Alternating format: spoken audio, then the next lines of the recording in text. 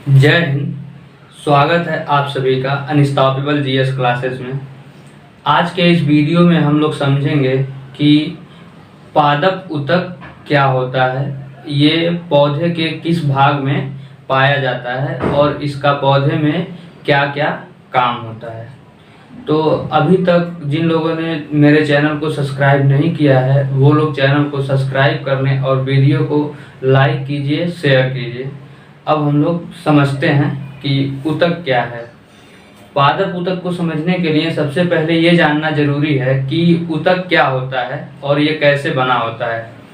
तो ऊतक जो होता है वो जब एक ही प्रकार की बहुत सारी कोशिकाएं मिलती हैं तो ऊतक का निर्माण करती हैं। जब एक ही प्रकार की बहुत सारी कोशिकाएं मिलती हैं तो ऊतक बनता है, यानी टिश्यू बनता है।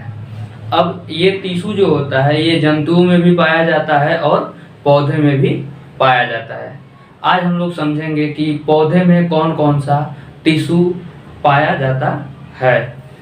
तो जो पौधों में जो ऊतक पाया जाता है वो दो प्रकार के ऊतक पाए जाते हैं। एक को कहते हैं विभाज्य ऊतक और दूसरे को कहते हैं अस्थायी ऊतक। अब पहले हम लोग समझेंगे विभाज्य ऊतक के बारे में।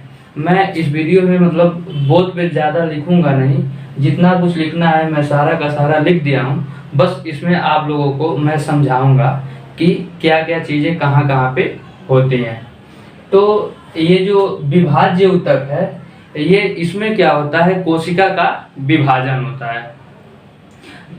कोई भी पौधा जब छोटा पौधा रहता है और जब वो बड़ा होता है तो जब भी किसी भी पौधे का या जंतु का विकास होगा तो बिना कोशिका विभाजन के विकास होना संभव नहीं है। तो किसी भी पौधे के विकास के लिए या जंतु के विकास के लिए कोशिका विभाजन होना जरूरी है। तो कोशिका विभाजन जब होगा तो जो जिस कोशिका का विभाजन होना है उन सब में होगा तभी तो ग्रोथ होगा। तो उसी प्रकार से पौधे में क्या होता है, जो ऊतक है ऊतक भी कोशिकाओं से मिलकर बना होता है। तो जो ऊतक की कोशिकाएं हैं इनमें कोशिका विभाजन होता है और पौधे का विकास होता है। दूसरा जो है वो अस्थायी ऊतक है, यानी परमानेंट टिश्यू। परमानेंट टिश्यू में क्या होता है कि कोशिका का विभाजन नहीं होता है। जो परमानेंट टिश्यू है ये कुछ समय पहले विभाज्य ऊतक ही था, यानी कि जो परमानेंट टिश्यू का निर्माण हुआ है वो विभाज्य ऊतक से ही हुआ है। यानी कि अस्थायी ऊतक का निर्माण विभाज्य ऊतक से होता है और कुछ समय के बाद जब ऊतक का विकास हो जाता है तो वो बन जाता है अस्थायी ऊतक और इसमें कोशिका का विभाजन नहीं होता है। पौधे के ग्रोथ के लिए जिम्मेदार कौन होता है, विभाज्य ऊतक। यानी पौधे के विकास के लिए पूर्ण रूप से जो जिम्मेदार होता है वो होता है विभाज्य ऊतक। और ये जो ऊतक है अस्थायी ऊतक, इसके पौधे के विकास में भूमिका नहीं होती है, लेकिन पौधे में अस्थायी ऊतक का होना जरूरी है। तो अब हम लोग पहले समझ लेते हैं कि जो विभाज्य ऊतक है ये कितने प्रकार का है। तो विभाज्य ऊतक जो है वो तीन प्रकार के होते हैं: शीर्ष विभाज्य ऊतक, पार्श्व विभाज्य ऊतक और अंतर्वेशी विभाज्य ऊतक। जो शीर्ष विभाज्य ऊतक है ये पौधे के सिर्फ और सिर्फ लंबाई को बढ़ाने का कार्य करता है। यानी कि पौधे की जड़ से लेकर के और शीर्ष तक जो लंबाई में विकास होगा वो शीर्ष विभाज्य ऊतक के ही कारण से होगा। यानी कि शीर्ष विभाज्य ऊतक की कोशिका में कोशिका विभाजन होगा और पौधे की लंबाई बढ़ेगी। जड़ जो पौधे की लंबाई होती है वो दो तरफ से बढ़ती है, एक शीर्ष की ओर, यानी कि ये क्या है शीर्ष की ओर, और दूसरा जो होती है वो जड़ की ओर। जड़ की ओर भी तो पौधे का जड़ बढ़ेगा तभी तो पौधा जब ऊंचाई पे जाएगा तो पौधे को सपोर्ट मिलेगा, नहीं तो पौधा क्या हो जाएगा, गिर जाएगा। अगर केवल व केवल इसकी पौधे की ऊंचाई बढ़ती हुई चली जाए और जड़ ना बढ़े तो पौधा क्या हो जाएगा, गिर जाएगा। इस वजह से पौधे की जड़ में भी मतलब जड़ भी बढ़ता है और शीर्ष भी बढ़ता है। जड़ जो बढ़ती है वो जमीन में गहराई की तरफ जाती है और जो शीर्ष होता है वो आसमान में ऊंचाई की तरफ जाता है। और पौधे के लंबाई में वृद्धि के लिए सिर्फ और सिर्फ कौन जिम्मेदार है? शीर्ष विभाज्य ऊतक। यानी कि अगर ये कोई पौधा है तो ये जो शीर्ष विभाज्य ऊतक होता है ये बिल्कुल पौधे के ऊपर यानी शीर्ष पे पाया जाता है। जड़ में जो पाया जाएगा वो भी शीर्ष पे पाया जाएगा। तो जो शीर्ष पे पाया जाने वाला ऊतक है उसे शीर्ष विभाज्य ऊतक के नाम से जाना जाता है। और ये ऐसे पौधा है, अगर बीच में से पौधे को हम काट देंगे, अब बीच में से क्या किए, पौधे को हम काट दिए यानी कि इसका शीर्ष हम कर दिए खत्म, तो अब पौधा कितना ही दिन तक रहेगा लेकिन इसकी ऊंचाई और ज्यादा नहीं बढ़ेगी। और जड़ जो है, जड़ का तो हम काटे नहीं है, तो जड़ इसकी जमीन में बढ़ती हुई रहेगी। जब तक पौधा जीवित रहेगा तब तक जड़ इसकी जमीन में नीचे की ओर बढ़ती जाएगी। लेकिन जब शीर्ष से हम काट दिए हैं पेड़ को, बीच में से काट के ऊपर वाला हिस्सा खत्म कर दिए, बाकी पेड़ जमीन में लगा हुआ है, तो पौधे की ऊंचाई नहीं बढ़ेगी। यानी कि पौधे की ऊंचाई बढ़ाने के लिए सिर्फ और सिर्फ शीर्ष विभाज्य ऊतक ही जिम्मेदार है। शीर्ष विभाज्य ऊतक की कोशिका में विभाजन होगा और पौधे का लंबाई बढ़ेगा। दूसरा हम लोग बात करें पार्श्व विभाज्य ऊतक क्या होता है। तो पार्श्व विभाज्य ऊतक जो होता है ये पौधे की मोटाई को बढ़ाता है। यानी कि अगर कोई पौधा बहुत ज़्यादा मोटा हो रहा है तो उसमें क्या हो रहा है कि शीर्ष विभाज्य ऊतक में बहुत ज़्यादा कोशिकाओं का विभाजन हो रहा है। तो अगर ये शीर्ष विभाज्य जो पार्श्व विभाज्य ऊतक है, अगर पौधे में ये पार्श्व विभाज्य ऊतक नहीं होगा तो क्या होगा, इसको हम लोग समझते हैं। जब पार्श्व विभाज्य ऊतक नहीं होगा, शीर्ष विभाज्य ऊतक बस होगा, तो पौधा की केवल बिल्कुल ऊंचाई में ऊंचा बढ़ता हुआ चला जाएगा। लेकिन जब ये पौधा ज़्यादा ऊंचाई तक जाएगा और बिल्कुल पतला सा पौधा होगा तो पौधा क्या हो जाएगा, बीच में से टूट जाएगा, लोड को सह नहीं पाएगा और पौधा टूट जाएगा। इसलिए किसी भी पौधे को वृक्ष बनने के लिए, विशाल पौधा बनने, विशाल पेड़ बनने के लिए पार्श्व विभाज्य ऊतक का होना आवश्यक है। पार्श्व विभाज्य ऊतक क्या करेगा, ये पौधे की मोटाई में वृद्धि करेगा। और पार्श्व विभाज्य ऊतक पाया कहाँ जाएगा, तो ये जो सिल्ली बनती है पेड़ में, ये मान लीजिए कोई बड़ा सा पेड़ है तो इसमें सिल्ली बनेगी और सिल्ली की तो मोटाई सबसे ज़्यादा होती है। तो जो बीच में, जो पौधे के बीच में जड़ और शीर्ष विभाज्य ऊतक के बीच में पाया जाता है कौन, पार्श्व विभाज्य ऊतक। शीर्ष विभाज्य ऊतक यहाँ पे था, यानी ये शीर्ष विभाज्य ऊतक है और नीचे ये सब क्या है, जड़ें हैं। तो यहाँ से लेके और यहाँ तक, यानी कि पौधे के जड़ से लेकर के और शीर्ष विभाज्य ऊतक के बीच में जो पाया जाता है वो पाया जाएगा कौन, पार्श्व विभाज्य ऊतक, जो क्या करेगा, पौधे की मोटाई को बढ़ाएगा। अब इसके बाद बात करें हम लोग अंतर्वेशी विभाज्य ऊतक की। अंतर्वेशी विभाज्य ऊतक क्या होता है, तो अंतर्वेशी विभाज्य ऊतक जो है वो ये उन पौधों में पाया जाता है जो पौधे छोटे होते हैं। जो छोटे छोटे पौधे होते हैं, शो प्लांट के रूप में घरों के सामने लगाया जाता है, उनमें क्या करते हैं हम लोग, कुछ टाइम के बाद वो पौधा ऐसे बढ़ रहा होता है तो कुछ टाइम के बाद इसके ऊपरी हिस्से को हम लोग काट देते हैं, काट के और पौधे को छोटा कर दिया जाता है। लेकिन अगर ये जो अंतर्वेशी विभाज्य ऊतक है, ये अंतर्वेशी विभाज्य ऊतक इन छोटे पौधों में अगर नहीं पाया जाता तो इन पौधों का विकास यहीं पे रुक जाता है। लेकिन हम लोग जो घरों के सामने घास होती है या फिर जो शो प्लांट लगाते हैं उसका हम लोग ऊपर से काट देते हैं, ऊपरी हिस्सा यानी शीर्ष को काट देते हैं, लेकिन फिर से पौधा क्या होता है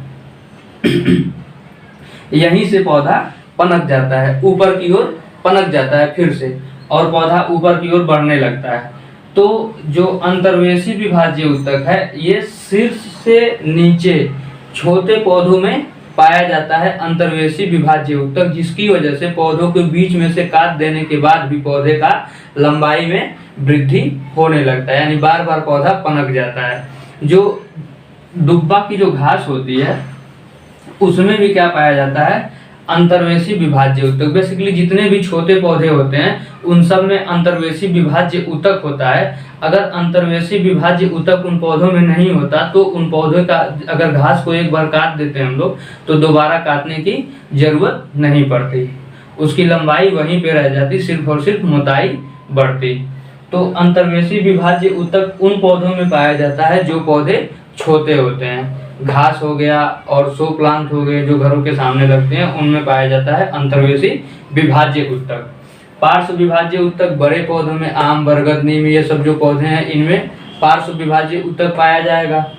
इसमें भी जो अंतर्वेशी जो छोटे पौधे हैं इसमें भी थोड़ी मात्रा में पार्श्व विभाज्य ऊतक पाया जाता है। और शीर्ष विभाज्य ऊतक जो बड़े आम, इमली, नीम, बरगद, पीपल, इन सब के जो पौधे होते हैं इनमें क्या पाया जाता है? शीर्ष विभाज्य ऊतक, जो इनकी लंबाई को बढ़ाता है। यूकेलिप्टस जो है वो सबसे ज्यादा ऊंचाई तक जाने वाला पौधा है। तो यूकेलिप्टस में क्या होगा, सबसे ज्यादा मात्रा में क्या पाया जाएगा? उसकी मोटाई तो बहुत ज्यादा नहीं होती है लेकिन ऊंचाई बहुत ज्यादा होती है मोटाई की अपेक्षा, तो उसमें शीर्ष विभाज्य ऊतक ज्यादा मात्रा में पाया जाता है और पार्श्व विभाज्य ऊतक कम मात्रा में पाया जाता है। अब हम लोग आगे समझते हैं कि अस्थायी ऊतक क्या होते हैं। तो अस्थायी ऊतक जो होता है वो दो प्रकार के होते हैं। एक को सरल अस्थायी ऊतक कहते हैं और दूसरे को जटिल अस्थायी ऊतक कहते हैं। सरल अस्थायी ऊतक और जटिल अस्थायी ऊतक, इसमें सबसे पहले हम लोग समझते हैं जटिल अस्थायी ऊतक को। तो जो जटिल अस्थायी ऊतक है ये दो प्रकार के होते हैं, एक जाइलम और एक होता है फ्लोएम। जाइलम और फ्लोएम जो होते हैं ये क्या होते हैं, पौधों में ट्रांसपोर्टेशन का काम करते हैं। यानी कि पौधे में जो खाना बन रहा है और जो पानी की ज़रूरत है उनका सप्लाई कौन करता है? जाइलम और फ्लोएम। तो फ्लोएम जो होता है पौधों में, ये इनकी जो कोशिकाएं होती हैं बहुत बड़ी बड़ी होती हैं फाइबर्स के रूप में, जैसे कैपिलरी ट्यूब, केशिका जिसको कह सकते हैं हम लोग, ये पतली पतली बहुत लंबी लंबी होती हैं जो पौधों में क्या करती हैं? ट्रांसपोर्टेशन का काम करती हैं। तो इसमें जो जाइलम जो है, ये जाइलम का मुख्य काम होता है कि पौधों में पानी की ज़रूरत होती है और पानी की ज़रूरत जड़ से लेकर के और शीर्ष तक पौधे में होती है पानी की ज़रूरत। तो पानी हम लोग क्या करते हैं, कोई मान लीजिए आम का पेड़ है तो उसके बिल्कुल ऊपर तो ले जाके पानी हम लोग गिराएंगे नहीं, बिल्कुल ऊपर पानी नहीं गिराएंगे, हम लोग उसके जड़ में पानी डालते हैं। तो जड़ से पानी का जो पत्तियों तक ले जाने का काम होता है वो करता है जाइलम। यानी कि पौधे में जड़ से पानी का पत्तियों तक ले जाने का काम, ट्रांसपोर्ट करने का काम जाइलम करता है। इसको आसानी से याद भी कर सकते हैं कि ज से जल और ज से जाइलम। तो जाइलम का काम क्या है? पौधे में जड़ से पत्तियों तक पानी को पहुंचाना, जड़ से पत्तियों तक पानी को पहुंचाने का काम जाइलम करता है। और जाइलम कैसा ऊतक है? तो जटिल अस्थायी ऊतक। जाइलम कैसा ऊतक है? Complex permanent tissue. और दूसरा बात करें हम लोग फ्लोएम की, तो फ्लोएम का जो मुख्य काम होता है वो पौधों में भोजन और खनिज का जो परिवहन करते हैं वो करते हैं कौन? फ्लोएम। तो फ्लोएम पत्तियां क्या करती हैं? पौधे की पत्तियां प्रकाश संश्लेषण के द्वारा भोजन का तो निर्माण कर लेती हैं लेकिन वो भोजन पत्तियों तक ही रह जाता। अगर किसी पौधे में फ्लोएम नहीं पाया जाता तो जो पत्तियां भोजन का निर्माण कर रही हैं वो भोजन कहाँ रह जाता? बस व बस पत्तियों तक ही रह जाता। लेकिन जरूरत होती है भोजन की पूरे पौधे की, तो पत्ती से लेकर के और पूरे पौधे में जो भोजन का ट्रांसपोर्टेशन होता है वो करता है फ्लोएम। फ्लोएम का काम क्या है कि पत्तियों के द्वारा बनाए गए भोजन को पूरे पौधों में डिस्ट्रीब्यूट करना, यानी कि पूरे पौधे में पहुंचाने का काम फ्लोएम करता है। इसको आसानी से याद कर सकते हैं, फ से फ्लोएम और फ से फूड। फूड मतलब भोजन। तो भोजन का जो ट्रांसपोर्टेशन करेगा वो कौन करेगा? फ्लोएम करेगा। इसके बाद अब बात करते हैं हम लोग कि सरल अस्थायी ऊतक।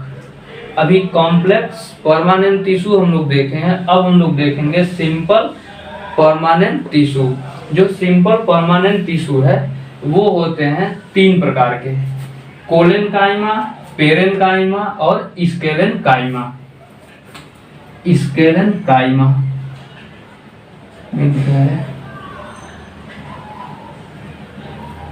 स्केलेनकाइमा। तो सबसे पहले हम लोग समझें कि कोलेनकाइमा क्या है। तो कोलेनकाइमा जो है एक प्रकार का सरल अस्थायी ऊतक है जो पौधों को मैकेनिकली स्ट्रेंथ प्रदान करता है। मैकेनिकली स्ट्रेंथ का मतलब बोले तो जब हवा चलती है तो पौधा इधर उधर क्या होता है, लहराता है।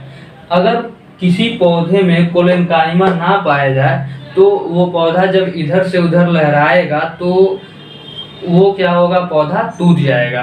क्योंकि अगर कोई भी चीज है, अगर वो बहुत ज़्यादा स्टिक है तो जब आप उसको ऐसे जब करेंगे, टेढ़ा करने के लिए सोचेंगे तो वो क्या होगा, वहीं से टूट जाएगा। लेकिन पौधे क्या होते हैं, जब ऐसे लहराते हैं हवा में तो ये पौधे टूटते नहीं है। तो इसके लिए कौन जिम्मेदार है, कोलेनकाइमा। कोलेनकाइमा पौधे में क्या करता है, फ्लेक्सिबिलिटी को प्रदान करता है, यानी फ्लेक्सिबिलिटी में बढ़ावा करता है। फ्लेक्सिबिलिटी को बढ़ावा देता है कौन, कोलेनकाइमा। फ्लेक्सिबिलिटी कहाँ से आएगी, तो मैकेनिकल यांत्रिकी स्ट्रेंथ, मैकेनिकल जो स्ट्रेंथ होता है वो कोलेनकाइमा से पौधे में मिलता है। और दूसरा हम लोग देखें कि स्केलेनकाइमा क्या है। तो स्केलेनकाइमा का जो मुख्य काम है पौधे में, ये पौधे को सुरक्षा प्रदान करना होता है। तो स्केलेनकाइमा कहाँ कहाँ पे पाया जाएगा, ये पौधे को और बीज को, यानी कि पौधे में जहाँ भी प्रोटेक्शन का काम होगा, सुरक्षा की जरूरत होगी, वहाँ पे कौन सा ऊतक पाया जाएगा, तो स्केलेनकाइमा ऊतक पाया जाएगा। जो स्केलेनकाइमा ऊतक होता है ये मृत कोशिकाओं का समूह होता है, स्केलेनकाइमा ऊतक। तो स्केलेनकाइमा जैसे नारियल का जो ऊपर वाला कवर होता है वो बहुत ही ज़्यादा हार्ड होता है। आम की कुसली होती है, तो आम की कुसली के अंदर बीज होता है, बीज को सुरक्षा की जरूरत है। अगर बीज की सुरक्षा नहीं करेगा पौधा तो फिर आगे उसका ग्रोथ फैमिली मतलब बढ़ नहीं पाएगा, पौधा वहीं पे खत्म हो जाएगा। तो बीज को बचा के रखना यानी सुरक्षित रखना पौधों की बहुत ही बड़ी जिम्मेदारी होती है। और सुरक्षित रखने का काम कौन करता है, तो स्केलेनकाइमा क्या होती है कि बीज के ऊपर एक कवर का निर्माण करता है जो मृत कोशिकाओं से बना होता है, तो वो होता है स्केलेनकाइमा। नारियल की जो ऊपरी हिस्सा होती है बहुत ही ज्यादा हार्ड होती है, वो किससे बनी होती है, स्केलेनकाइमा से। स्केलेनकाइमा की कोशिकाएं जो होती हैं वो क्यूटीन की बनी होती हैं, क्यूटीन की बनी होती हैं स्केलेनकाइमा की कोशिकाएं। क्यूटीन और स्टार्च का मिश्रण होता है स्केलेनकाइमा की कोशिका।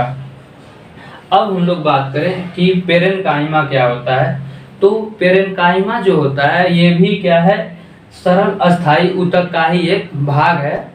इसमें क्या होता है कि ये जो कोशिकाएं होती हैं पेरेनकाइमा की, इनके बीच में बहुत ही ज़्यादा जगह पाया जाता है। जैसे हम बनाए अगर यहाँ पे, तो ये एक कोशिका हो गई, ये दूसरी हो गई, तीसरी हो गई, चौथी हो गई, ऐसे पांचवी हो गई, छठी हो गई। तो ये वाली जो बीच की जगह पाई जा रही है, ये जिन कोशिकाओं के बीच में ये वाली जगह पाई जाती है, यहाँ पे क्या होती है कि फूद जो होता है, पौधे प्रकाश संश्लेषण जब करते हैं तो भोजन का निर्माण करते हैं। भोजन में वो ग्लूकोज बनाते हैं और ग्लूकोज को स्टोर नहीं कर सकते हैं, तो स्टोर करने के लिए पौधे क्या करते हैं, ग्लूकोज को स्टार्च में चेंज करते हैं और उसी स्टार्च का इन पेरेनकाइमा की कोशिकाओं के बीच में, जो पेरेनकाइमा है इसकी कोशिकाओं के बीच में उसको स्टोर करने का काम करता है कौन, तो पेरेनकाइमा। अब पेरेनकाइमा जो होती है, पेरेनकाइमा का मुख्य काम क्या है, फूड का स्टोर करना। अब पेरेनकाइमा जो होती है वो 2 प्रकार की होती है, एक को एरेनकाइमा कहते हैं और एक को क्लोरेनकाइमा के नाम से जाना जाता है। तो क्लोरेनकाइमा क्या है, ये प्रकाश संश्लेषण की क्रिया में पौधे का मदद करता है।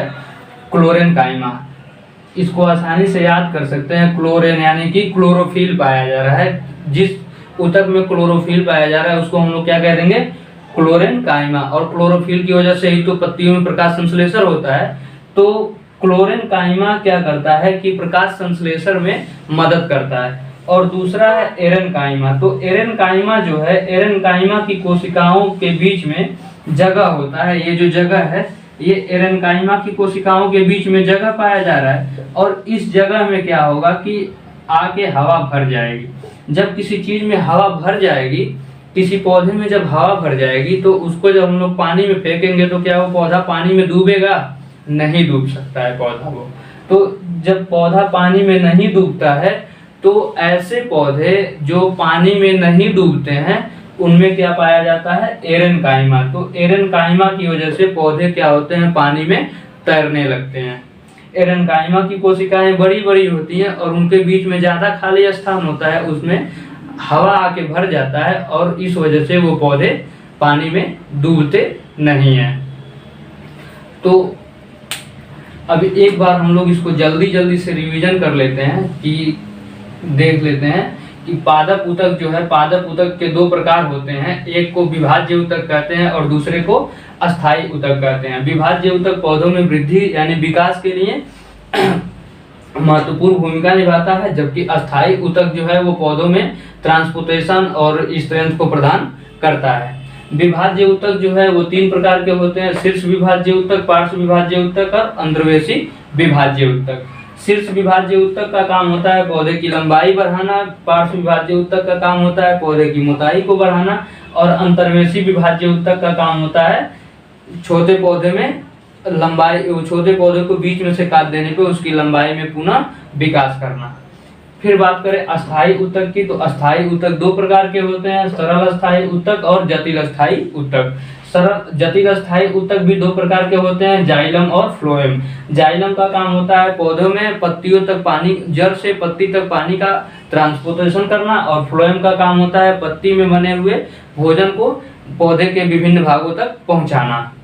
उसके बाद सरल अस्थायी ऊतक जो है वो तीन प्रकार का है: कोलेनकाइमा, पेरेनकाइमा और स्केलेनकाइमा। पेरेनकाइमा का मुख्य काम, कोलेनकाइमा का मुख्य काम क्या होता है? पौधों में फ्लेक्सिबिलिटी को प्रदान करना। और जो पेरेनकाइमा की कोशिकाएं होती हैं, ये पेरेनकाइमा की जो कोशिका होती हैं वो पेक्टिन की बनी होती हैं। पेक्टिन से ही बना होता है सेल वॉल।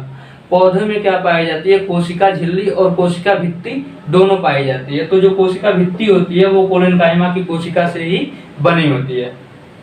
कोलेनकाइमा कोशिका भित्ति, कोशिका भित्ति की जो कोशिकाएं, जो कोशिका भित्ति जो होती है उसमें वो किस किस से? तो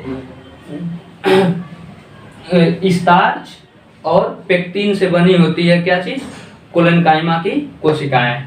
दूसरा हम लोग बात करें स्केलेनकाइमा, तो स्केलेनकाइमा से क्या बनी होती है? पौधे का जो बीज के ऊपर जो कवर किया हुआ भाग होता है, जैसे नारियल का ऊपर वाला भाग, पौधे आम में कुशली होता है जो बीज की सुरक्षा करता है, तो वो सब किससे बने होते हैं? स्केलेनकाइमा से।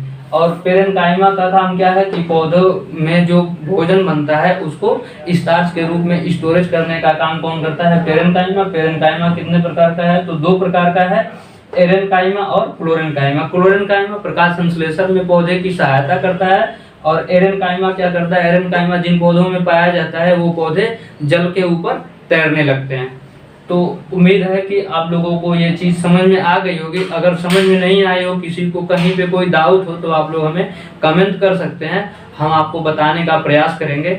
और वीडियो को ज़्यादा से ज़्यादा लाइक कीजिए, शेयर कीजिए, चैनल को सब्सक्राइब कीजिए। अब मिलेंगे अगले वीडियो में। जय हिंद।